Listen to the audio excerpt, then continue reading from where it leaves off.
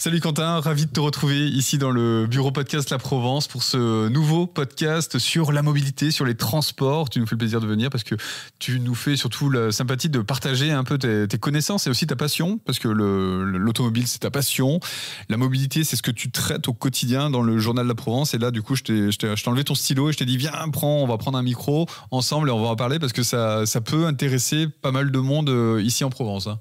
Salut Eric, ravi de partager ce moment avec toi aussi autour de la mobilité. Effectivement, tu l'as bien résumé, l'idée de ce nouveau podcast Ça roule Quentin, c'est de vous parler un petit peu de tout ce qui roule, tout ce qui permet de vous déplacer au quotidien en Provence, que ce soit la voiture, la moto, le train, les trottinettes électriques ou même parfois jusqu'à l'avion. Bon, tu me rassures Quentin, c'est pas contraint et forcé que tu es venu dans ce bureau aujourd'hui. Non, je te rassure Eric, c'est même avec plaisir pour parler un petit peu de ce qui concerne tous les Provençaux au quotidien, leur façon de se déplacer, d'aller au travail, d'aller faire leurs loisirs, leurs courses, je sais pas. Toute leur mobilité.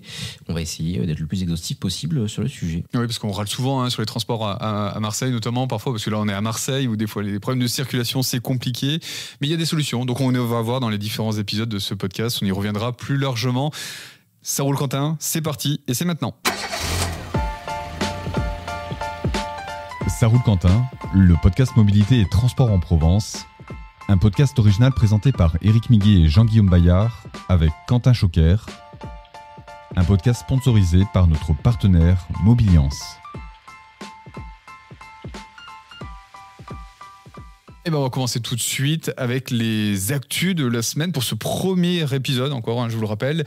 Et ça va intéresser bon nombre d'automobilistes parce que cette semaine, dans la Provence, tu es revenu dans un article, tu as un peu fouillé pour voir que, tu as surtout eu l'info comme quoi le bioéthanol E85, qui est l'un des carburants pas le majeur, mais allait augmenter bientôt. Explique-nous qu'est-ce qui se passe. Oui, alors c'est pas sûr encore, mais c'est l'une des mauvaises surprises qui s'est glissée dans le projet de loi de finances 2026 qui a été présenté mardi. L'idée serait de réduire la fiscalité avantageuse du bioéthanol E85, un carburant qu'on voit souvent à la station-service et symbolisé par le pistolet bleu. Oui, merci la couleur, ouais. Effectivement. Selon la collective du bioéthanol, qui représente un petit peu la filière des producteurs de ce carburant, la hausse pourrait être de 40 à 50 centimes à la pompe. Ouais, mais ça nous fait combien ça ? Parce que c'est un prix au litre qui est à combien aujourd'hui ? Alors, le litre aujourd'hui de 85 est en moyenne à 71 centimes. Ce qui est plutôt pas mal par rapport à une essence qui dépasse allègrement les 1,50 €, 1,60 €. Et ça ferait probablement monter ce prix du litre à 1,20 €. Est-ce qu'on sait pourquoi l'État s'est dit tiens, on va augmenter le tarif du bioéthanol ? L'idée c'est de récupérer de l'argent avec les taxes sur ce carburant évidemment, mais effectivement pour les automobilistes qui ont fait le choix de rouler à l'E85, ils sont près de 500 000 en France. C'est plutôt de mauvaise nouvelle puisque généralement ils le faisaient par souci d'économie en installant parfois un coûteux boîtier sur leur voiture, des prix qui pouvaient aller de 600 à 1200 € suivant le moteur à équiper. L'opération risque d'être un peu moins avantageuse, d'autant plus qu'avec de l'E85 on consomme plus qu'avec de l'essence. Ouais, d'accord. Donc là, l'intérêt, il est un peu moins. Bon, un dossier à suivre. On verra ce que ça donne si on voit des automobilistes changer de carburant. On continue les actus de la semaine avec, on l'a appris cette semaine à Marseille. C'est un sujet, attention, tout le monde a un avis sur la question et ça râle, ça marronne, comme on dit. Sur les trottinettes électriques, et en fait, la ville de Marseille a décidé de prolonger le contrat avec les opérateurs. Il y en a 2, si je crois bien. Enfin, en tout cas, la ville a décidé. Allez, on continue. C'est ça. Les opérateurs Lime et Voy vont pouvoir faire circuler leurs trottinettes électriques en libre service à Marseille pendant 2 ans encore, jusqu'en octobre 2027. Le contrat qui les lie à la ville de Marseille a été reconduit, alors même que, tu l'as dit, on marronnait sur le sujet, notamment parce que ces trottinettes et leurs usagers ont parfois tendance à circuler un peu vite dans les zones piétonnes. Le maire de Marseille, en début d'année, avait déclaré que le sujet empoisonnait la vie des gens. Mais contrairement à ce qui s'est fait à Paris, où elles ont été interdites, elles vont pouvoir continuer à circuler à Marseille avec quelques efforts de la part des opérateurs. je crois que la mairie, il y a des petits garde-fous aussi quand même. Ils prévoient certains aménagements. C'est ce qu'on avait pu lire dans l'article aussi de la Provence qui était cette semaine. C'était qu'il y avait peut-être des garde-fous à mettre en place. Oui, alors déjà la vitesse de ces trottinettes est désormais bridée dans certaines zones de la ville puisqu'elles sont géolocalisées pour éviter, pour diminuer le risque d'accident avec les piétons. Et puis les opérateurs vont devoir installer des racks de stationnement, ce qui pourrait permettre de mettre fin au stationnement anarchique des trottinettes qu'on voit parfois entassées, empilées par terre, notamment dans les zones touristiques. Les racks de stationnement, c'est des petits parkings pour trottinettes où on les range directement directement pour qu'elles soient garées, quoi. Comme ça existe déjà, on les voit parfois au sol, les marquages, ils sont pas toujours respectés, donc l'idée serait vraiment de mettre des racks pour les immobiliser lors de leur stationnement en fait. Écoute, dossier à suivre, on verra sur l'usage de ces trottinettes qui continuent de faire débat, mais qui sont quand même aussi bien pratiques à utiliser. Je sais pas si tu utilises d'ailleurs toi, ça t'arrive alors moi, un peu. J'utilise les vélos. Les vélos, t'es plutôt vélo. De la ville, de la métropole, pardon, et les vélos de Lime quand ceux de la métropole sont en rade, ce qui arrive assez souvent. Mais les trottinettes, non. Pas trop. Je suis pas très à l'aise. D'ailleurs, une vidéo sur le site de la Provence me montrant en train de tester une trottinette Lime prouve que je ne suis pas le meilleur pilote de trottinette marseillais. On vous mettra le lien évidemment pour que vous retrouviez la vidéo de Quentin en train de faire de la trottinette sur la corniche. La suite des actus de la semaine, c'est aussi la SNCF et l'ouverture à la concurrence des différentes lignes. On en a pas mal parlé dans la Provence. Et là, il y a bientôt, c'était ce vendredi, c'était en assemblée plénière et la région a décidé d'acter l'ouverture à la concurrence sur des lignes régionales. Oui, alors c'était une décision plutôt attendue. La région Provence-Alpes-Côte d'Azur a attribué vendredi 17 octobre lors de sa traditionnelle assemblée plénière un troisième lot de lignes TER qu'elle avait ouvert à la concurrence. Cette fois, c'est la SNCF qui l'a remporté, donc SNCF Voyageurs via une filiale tout de même, donc pas tout à fait l'opérateur historique qu'on connaît sur les lignes TGV. Et donc, 5 lignes sont attribuées à la SNCF. Donc, il y a par exemple le Marseille-Briançon, le Marseille-Hyères aussi, Marseille-Les Arcs Draguignan, Marseille-Pertuis, et puis la ligne Briançon-Romans. Voilà, ça représente 37% du réseau ferroviaire régional. Et le contrat s'élève tout de même à un montant de 2,5 milliards d'euros. Il y a une partie qui va servir à acheter 25 nouvelles rames. Renaud Muselier a prévenu, les trains ont intérêt d'être à l'heure, plus que ce qu'ils n'étaient jusqu'ici en tout cas. Ça va prendre quand même un petit peu de temps puisque la nouvelle filiale va entrer en service à partir de 2029.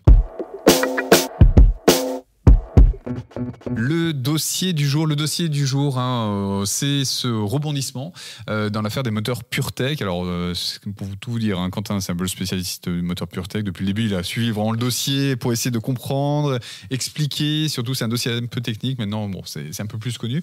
Et il y a pas mal de rebondissements, mais là, il y en a un pas mal aussi. C'est notamment l'État qui s'intéresse aux complications qu'ont pu avoir ces moteurs et qui va carrément mener l'enquête. C'est ça ? C'est ça, tu l'as bien résumé. Donc, le moteur 1 litre de PureTech, ça fait à peu près 2 ans qu'on en entend beaucoup parler dans les médias, sur les réseaux sociaux, avec des milliers de témoignages. Puis c'est un moteur très répandu en France. La plupart des voitures qu'on croise dans la rue ont potentiellement un PureTech. Je pense à la Peugeot 208, la Citroën C3, l'Opel Corsa aussi. Donc des centaines de milliers de voitures. Et donc ce moteur qui a tendance à tomber en panne, disons-le clairement. Pour quelle raison déjà ? Il y a plusieurs raisons, mais la principale, c'est sa courroie de distribution qui baigne dans l'huile et qui cause bien du souci aux propriétaires avec une surconsommation d'huile, puisque cette courroie se désagrège et finit par boucher certains éléments mécaniques et donc provoquer des pannes. C'est dans quel but de faire ça, en fait, tout simplement ? En fait, c'est le service de surveillance du marché des véhicules et des moteurs, le SSMVM. Il faut nous prévenir avant, quand tu... C'est un petit peu long, en effet. Un service de l'État qui se penche sur la question, puisqu'ils ont reçu des centaines de signalements via la plateforme Signal Conso, sur laquelle les citoyens peuvent alerter l'État sur un sujet de consommation. Et donc, ils vont se pencher sur les problèmes de ce moteur, étudier, évaluer ses défaillances, notamment via des essais en laboratoire, où ils vont définir en fait les conséquences de la surconsommation d'huile, et ils vont aussi mener une expertise des données embarquées de voitures qui ont subi une casse de leur moteur à cause de problèmes. Est-ce que dans un sens, c'est aussi pour ces procédures d'indemnisation pour ceux qui ont été victimes du moteur qui a cassé Oui, exactement. Alors, une fois que tous les tests auront été menés, donc ça dépendra déjà des conclusions qui en ressortent, mais ce service de l'État pourrait demander, pour aller toquer à la porte de Stellantis... le bruit est réel. C'est très bien le bruit du toc-toc. Pour demander de nouvelles mesures visant les consommateurs, pour peut-être améliorer l'indemnisation des victimes de panne. C'est une longue saga, ce moteur, notamment parce que Stellantis avait quand même pris en main les choses, enfin pris les mains tardivement, diront certains, mais voilà, le constructeur s'est aussi penché sur la question récemment, je crois. Oui, il faut le souligner. Alors, ça fait un petit moment déjà que le groupe Stellantis, donc, pour rappel, qui englobe plusieurs constructeurs, Peugeot, Citroën, Fiat, Opel, ils ont mis en place des extensions de garantie, mais qui... Pour en bénéficier, il faut quand même justifier d'un entretien réalisé dans les garages du réseau, ne pas avoir sauté d'intervalle de façon trop importante pour allier ces entretiens. Et en début d'année, ils ont aussi lancé une plateforme d'indemnisation sur laquelle les victimes peuvent envoyer toutes leurs factures afin d'être remboursés si elles répondent à certains critères d'éligibilité. Et puis le moteur PureTech, il a été retravaillé de ce que dit Stellantis pour justement améliorer la fiabilité. Il est devenu hybride, il a perdu son nom PureTech même. Bon, ça c'est du marketing, mais désormais on l'appelle 1,2 litre. Mais ça a été fait pour montrer que le moteur a quand même évolué. C'est difficile pour l'instant d'évaluer la fiabilité de ce nouveau PureTech, entre guillemets, mais voilà, des choses ont été faites, peut-être pas suffisant pour tout le monde. Néanmoins, le groupe, depuis quelque temps, et notamment depuis le départ de son patron Carlos Tavares, se montre un peu plus enclin des efforts sur le PureTech. Très bien, écoute, merci pour ce dossier. Allez, on termine avec cette petite info insolite. Et déjà, une petite question, est-ce que les voitures miniatures, c'est ta passion? T'en as déjà fait? T'as déjà essayé? Alors, ma passion, je dirais pas jusque-là. Et non, j'ai pas essayé, mais j'ai peut-être trouvé le moyen de l'essayer d'une façon atypique à Marseille. C'est ça, ouais. Dans la Provence, à lire encore aussi cette semaine. À voir aussi en reportage vidéo cette initiative, cette idée d'un start-upper un peu local qui va transformer les voitures électriques en véritable session de pilotage. Alors, pour bien expliquer, on va pas monter dans la voiture, mais c'est via des sièges baquets et comme des consoles vidéo.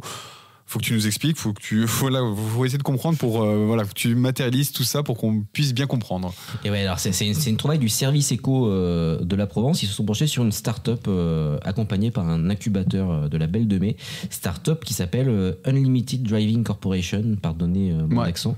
Pas mal déjà. Donc, c'est une boîte qui a été fondée par deux Marseillais et leur concept c'est de fusionner le jeu vidéo et la course automobile réelle avec des voitures miniatures. Alors ça s'appelle The Ring, le jeu, et en fait voilà, le joueur s'installe dans un simulateur comme on voit pour des simulations de course automobile avec un écran, un volant, des pédales. Sauf que cette fois l'écran ne retransmet pas un jeu vidéo, mais des images filmées par des voitures miniatures qui tournent. Celles qui tournent. En fait, elles ont une petite caméra embarquée et c'est ça que tu vois à l'écran. Exactement, d'accord. Ouais. Ok. Donc le joueur, au lieu de rouler virtuellement sur je ne sais quel circuit au volant d'une Ferrari, il pilote une voiture de course miniature qui est peut-être même à côté de lui finalement. Il le fait d'une manière vidéoludique. Ouais, les sensations ont l'air pas mal, la retranscription elle est assez originale. C'est à tester, donc tu disais du côté de la Belle de Mai, c'est ça, si on veut faire une démonstration ou une utilisation? Oui, alors je ne pense pas qu'on puisse aller dans leurs locaux pour tester, à moins d'être intéressé pour l'acheter. D'ailleurs, c'est un coût assez conséquent. Ah oui. Il faut compter 2200 € par voiture et il en faut au moins 4 pour faire une piste connectée. Ce qui me fait penser que ça s'adresse plutôt à des professionnels qui achèteraient plusieurs voitures pour monter un circuit et ensuite, par exemple, proposer des sessions de jeu à des particuliers qui voudraient passer un petit moment à s'amuser là-dessus. On pourrait trouver ça dans une foire où il y aurait un stand, où on pourrait s'installer dans le siège baquet et faire les courses automobiles comme ça, en fait, tout simplement. Et tu imagines bien, puisque c'est ce qui va se passer en novembre. C'est magnifique, cette transition. Ils vont organiser une démonstration au Salon de l'Auto de Marseille qui revient pour une nouvelle édition au Parc Chano. Bon, on pourra essayer d'aller faire la course, je pense. Provence, même si j'ai pas la même tenue de sport que toi aujourd'hui. Je te prends quand tu veux, allez. avec mon maillot Ford que j'ai mis spécialement pour toi aujourd'hui. Eh ben écoute, le rendez-vous est pris. En tout cas, merci Quentin et à très bientôt pour les nouvelles actualités sur le transport, la mobilité, l'aérien, les trottinettes et tout ce qui se passe en Provence. Salut Eric, à très vite.